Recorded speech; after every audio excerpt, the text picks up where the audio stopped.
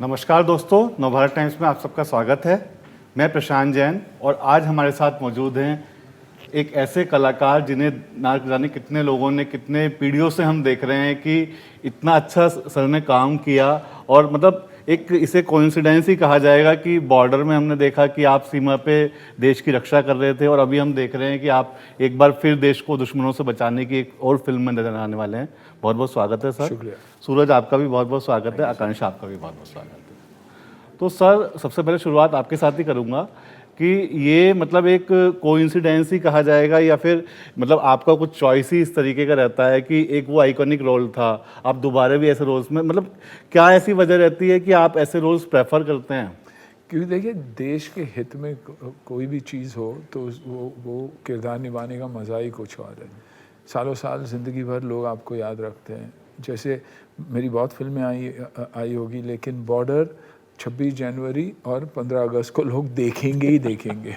तो कोशिश यही होती है कि कभी ना भूलने वाली फिल्में करें, और केसरीवीर ऐसी एक फिल्म है। हमारी वीरों की कहानी है, उनकी सैक्रिफाइस की कहानी है, उनकी एक ऐसी कौम जो एकजुट होकर मुग़लों से लड़ी थी, और सोमनाथ को उन्होंने बचाया भी था। हमारी वो मंदिर जो हमारा पहला ज्योतिर्लिंग भी है, तो बहुत मायने रखता है। या तो हर शिव भक्त या हर हिंदुस्तानी ये किरदार को कभी भूलेगा नहीं। तो आई थिंक ऐसी फिल्मों से जुड़ना ज़रूरी ही नहीं है, बहुत ज़रूरी है। सर, अभी पिछले दिनों भी कुछ दिनों से सीमाओं पे इस तरह का ही कुछ माहौल था। जी। तो उस समय मतलब आपका क्या रिएक्शन होता था, क्या फीलिंग्स आपके मन में आ रही थी? यही कि ऐसा क्यों होता है कि हम दुनिया को आराम से जीने देते हैं, लेकिन कोई हमें जीने दे नहीं रहा है। हर बार जब हम आगे बढ़ रहे हैं, हमें क्यों पीछे खींचने की कोशिश की जा रही है। यही सोच होती है। हमेशा सालों साल से ये चलता आ रहा है। और इकोनॉमिकली हम अब इतने पावरफुल नेशन बनते जा रहे कि ऐसे लड़ाइयों से कहीं ना कहीं हमें बहुत ज़्यादा नुकसान होता है कंपेयर्ड टू समवन एल्स। सूरज, आपने भी अपनी पिछली फिल्म में वर्दी पहनी थी जी। और अभी ये जब ऑपरेशन सिंदूर जारी था तो उस समय आपका क्या रिएक्शन हुआ करता था? क्या मतलब मन में फीलिंग्स आती थी आपके? सर, जो हर एक देशवासी फील कर रहा था। सबसे पहले दुख जो हुआ, जो नहीं होना चाहिए था, और दूसरी चीज़ नोबडी सपोर्ट्स वॉर। ठीक है, हम तो वॉर सपोर्ट नहीं करते या किसी को मारना सपोर्ट नहीं करते। कोई भी हिंदुस्तानी ये सपोर्ट नहीं करता, पर ऑफ कोर्स कोई हमारे साथ गलत करेगा और इस लेवल पे गलत करेगा तो एक टू बी ऑनेस्ट हमारे सोल्जर्स के लिए मुझे प्राउडनेस भी था कि वो हमारे असली वीर तो वो है, हम बस नाम के हीरो है, असली हीरोज़ वो है। तो एक आई थिंक हर एक भारतीय भी एक ऑटोमेटिक से एक देशभक्ति आ गई सब में, और जो होनी भी चाहिए। एकजुट होके हम सब ने सपोर्ट किया उन्हें, and that's it. And Har Har Mahadev to them. That's it. इस फिल्म में भी आप एक मतलब वीर योद्धा के किरदार में हैं। जी सर। तो मतलब एक पीरियड फिल्म में जब आप काम करते हैं कि सैकड़ों साल पीछे के एटमॉस्फेयर में आपको जाना, तो मतलब किस तरह से आपने मतलब उसके लिए क्या मुश्किलें आपको फेस करनी पड़ी? सर, हमारी टीम बहुत अच्छी थी जी। हमने काफ़ी कुछ रिसर्च किया, काफ़ी रिस्पॉन्सिबिलिटी थी। वो किरदार निभाना सिर्फ मुझे नहीं, आकांक्षा, सुनील सर, विवेक सर, वो एरा में जाना, वो टाइप के डायलॉग्स बोलना, वो फील करना एक्चुअली कि वो योद्धास ने वो वक्त क्या फील किया रहेगा जब इन्होंने हमारा देश तोड़ने का मौका, मतलब एक सोच बनाई थी। तो इनका क्या सोच था वो वक्त कि कैसे एकजुट रह के लड़े एक साथ। तो हमारा डायरेक्टर, हमारे प्रोड्यूसर ने काफ़ी हमें गाइड किया कि क्या होना चाहिए ऑन सेट। आकांक्षा, आप इस फिल्म में सुनील सर के साथ थे, जो मतलब मुझे लगता है कि एक एक्टिंग की मास्टर क्लास आपके साथ चल रही थी। तो कैसा एक्सपीरियंस था उस दौरान? पहले दिन जब हमारा सीन था साथ में तो काफ़ी इमोशनल सीन था, और मैं छुप के मतलब ग्लिसरीन यूज़ करी थी छुप के, एंड उन्होंने मुझे पकड़ लिया कि I will not let you use glycerine. He said just close your eyes and feel the moment, and वो एक ऐसी सीख है जो ज़िंदगी भर में जब भी जो भी सीन में रहूँगी अब आगे से मैं उसको फील करूँगी. And I am really thankful to you for not letting me use the glycerine. Sir, जब आप नए कलाकारों के साथ काम करते हैं जो मतलब अभी करियर के शुरुआती दौर में हैं, तो मतलब आप किस तरह उनको एडवाइस करते हैं या किस तरह से उन्हें मोटिवेट करते हैं? देखिए, एडवाइस देना कम होता है क्योंकि हम उनसे ज़्यादा सीखते हैं, लेकिन आई थिंक उनको एक सपोर्ट करना, उन्हें कॉन्फिडेंस दिलाना सबसे बड़ी बात होती है कि you feel your own, don't worry about the takes, don't worry about the retake. सच कहूँ तो मेरी हिंदी इतनी ख़राब है तो I can't comment on yours, ऐसे मैं बोलता रहता हूँ. एंड जब काम करता हूँ तो ऐसे काम करता हूँ जैसे मेरे लिए आकांक्षा है, तो मैं जब सीन कर रहा तो मेरे को तिया दिखाई दे रही थी, ऐसे भी मैं जब तिया के बारे में सोचता हूँ तो मेरे आँखों में आंसू आ जाते हैं. तो that is that point for me, अभी नहीं हमेशा के लिए. जब भी मुझे एक इमोशन से कनेक्ट होना चाहिए तो मैं अत्या से कनेक्ट करता हूँ. और जब सूरज के साथ कर रहा हूँ तो मेरी सोच यही होती है कि अगर ये आहान होता आज तो एज अ फादर मैं क्या करता. और ये करने से उन्हें तो फ़ायदा है ही, मुझे भी बहुत ज़्यादा फ़ायदा होता है क्योंकि I connect with them accordingly. Film किसकी है? हमारी फिल्म है. सूरज ने अगर अच्छा किया तो फिल्म चलेगी तो मेरा भी नाम होगा. वैसे ही आकांक्षा. तो अगर हम ये सोचें कि एकजुट होकर एक टीम होकर अगर हम काम करें, हमारे डायरेक्टर्स के साथ मैं बहुत आर्ग्यूमेंट करता हूँ, लेकिन वैन के अंदर कि सीन के बारे में क्या है, एंड टेक अवे क्या है. अच्छा, तेरे लिए टेक अवे क्या है, मेरे लिए टेक अवे क्या है, सूरज के लिए टेक अवे क्या है, आकांक्षा के लिए टेक अवे क्या है. चलो, ये टेक अवे ठीक है. अब ऑडियंस के लिए टेक अवे क्या है, उसे कुछ दे रहे हैं हम या हमारी पर्सनल सेटिस्फैक्शन से हम लोग चल रहे हैं. आई थिंक ये पेंडेमिक के बाद ये सारी चीज़ें मुझे समझ में बहुत ज़्यादा आने लग गई क्योंकि मेरी रीडिंग वैसे रही उस दौरान जो 2-3 साल है. रिएक्शंस, एक्शंस, रिएक्शंस, किन चीज़ों पे लोग रिएक्ट करते हैं, किन चीज़ों की ज़रूरतें होती है. तो आई थिंक वैसे देखता हूँ मैं. इनको जब देखता हूँ तो मैं अपने ही समझ के करता हूँ, वरना नहीं होगा. ये नहीं कि विवेक को देखता हूँ तो दुश्मनों को याद आ जाता है. वहाँ एक्टिंग की ज़रूरत होती है, लेकिन या. बहुत अच्छी बात सर आपने बताई, बहुत अच्छा जेस्चर है.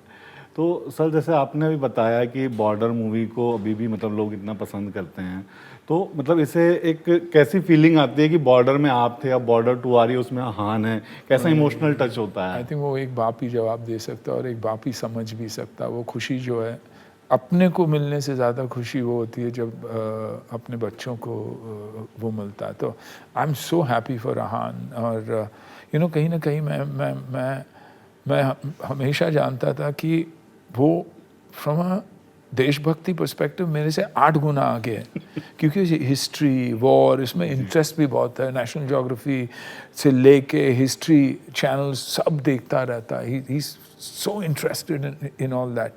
मैं अभी सूरज को बता रहा था कि 2-4 दिन पहले मुझे एक बैग मिला. माना के पास एक बैग था जो बच्चों की चिट्ठियाँ थी जो हैंड रिटन हम हमारे लिए लिखते थे, वो मैंने देखा. तो मैंने आहान की कुछ चिट्ठियाँ देखी और आहान ने मेरे लिए एक ड्राइंग की थी और ख़ुद के लिए, और उसमें वो खुद सोल्जर बन के खड़ा है, एक लकड़ी जैसे ये, और ऐसे हाथ करके, और नीचे लिखा आहान शेट्टी सोल्जर, और बाजू में एक टैंक सा बनाया उसने जिसमें इंडिया का फ्लैग इज़ ड्रॉन. तो आप सोचिए 4 साल के उम्र से वो बच्चा ऐसे सोचते आ रहा है कि my India, my soldiers, and that is beautiful. तो मैं जब वो देखा तो मुझे लगा कि यार बॉर्डर इसे ही तो करनी थी, बॉर्डर 2. और मैं एक चीज़ रियलाइज़ भी कर रहा हूँ, एवरी टाइम वो नरेशन सुनता है और अगर मैं उस नरेशन में नहीं बैठा हूँ, उसके बाद मैं जब वो एक नैरेटिव सुन लेता हूँ, कहीं ना कहीं सोल्जर, कहीं ना कहीं देश, कहीं ना कहीं स्पाई, कहीं ना कहीं इसी से जुड़े सब्जेक्ट्स भी उसे पसंद आते हैं. बाकी सब्जेक्ट को नकार देता, बोलता नहीं. तो मुझे पता है उसके करियर में I think of course border जैसी एक ही फिल्म होगी, लेकिन वैसे कोशिश करेगा कि ज़्यादा फिल्में करे, which is why I am happy for him. Sports related और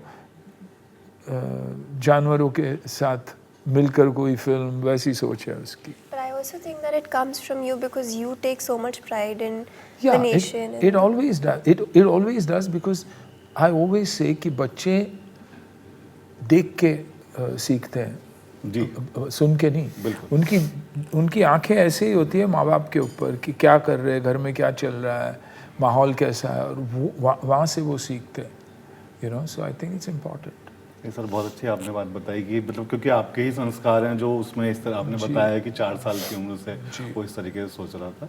तो सर अभी जब ये ऑपरेशन सिंदूर जारी था उस समय हमने देखा कि कुछ इस तरह के सवाल भी उठे कि एक सर्टेन सेक्शन जो था इंडस्ट्री का वो उसके बारे में खामोश था, जबकि ऐसे लोग बोल रहे थे।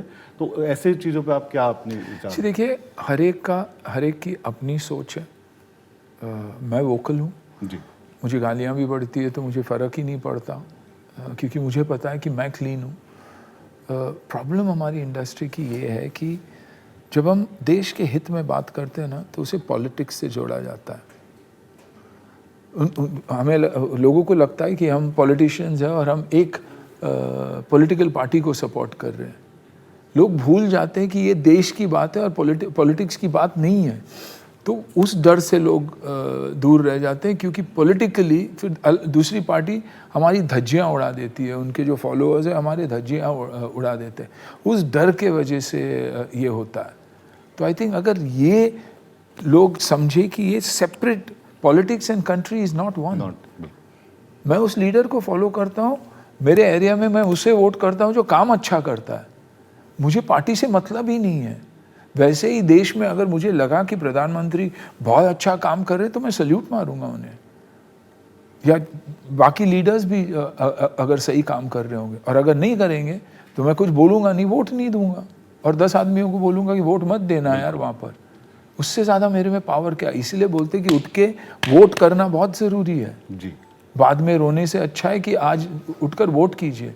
आप लॉन्ग वीकेंड्स पे चले जाते हो और फिर आके धज्जियाँ उड़ाते हो हमारी। तो एक्टर्स को इस बात का डर है, वरना हिंदुस्तान से जितना प्यार हमारे इंडस्ट्री को है शायद किसी और इंडस्ट्री को है। इंडिया की नैरेटिव को हमने ही आगे बढ़ाया हमेशा। बॉर्डर फिल्म हो या फैमिली फिल्म्स हो, रोमांटिक फिल्म्स हो, कॉमेडी फिल्म्स हो, किसके लिए किया है ये हमने सब? किसकी म्यूज़िक ने जोड़ा हुआ इंडियन बच्चों को अमेरिकन बच्चों से, हमारे इंडियन अमेरिकन से या NRI से? क्यों NRI वापस लौटने लगे? सबसे बड़ी कनेक्ट क्या है? हमारे त्योहार और हमारी सिनेमा। तो आई थिंक पॉलिटिक्स को अलग कर दीजिए, हमें दूर रखिए आपकी पॉलिटिक्स से, और देखिए कैसे देश के बारे में लोग बोलते हैं। तो जब गालियाँ पड़ती है तो माँ बाप भी बोलते हैं कि क्यों आगे जाते हो यार, गालियाँ पड़ रही है, मत करो ऐसे, क्योंकि उन्हें भी डर है ना। बिल्कुल सर। तो I think sir that's last the question problem. पूछूंगा कि मतलब जैसा आपने बताया पॉलिटिक्स और वो चीज़ें मिक्स हो जाती हैं, तो इंडस्ट्री में भी ऐसा बहुत ट्रेंड है कि लोग बाद में सोचते हैं कि मैं पॉलिटिक्स में चला जाऊं। तो आपने कभी ऐसा नहीं सोचा? मेरी ज़िंदगी में नहीं, इसलिए इतना खोल के बोलता हूँ मैं। अगर इतनी भी थॉट थी तो मैं 10 साल पहले मुझे ऑफर्स आए थे, मैं चला जाता, लेकिन नहीं। I don't think I can be a politician, क्योंकि मैं बहुत गलत पॉलिटिशियन बनूंगा, क्योंकि बहुत नेगेटिव, मैं दिल खोल के बातें करता हूँ, और वो पॉलिटिक्स में पॉलिटिकली करेक्ट रहना बहुत ज़रूरी है, और मैं वैसे हूँ नहीं। हमसे बात करने के लिए बहुत बहुत धन्यवाद। Thank you Suraj, Akanksha, Sunil. Thank you so much. Thank you.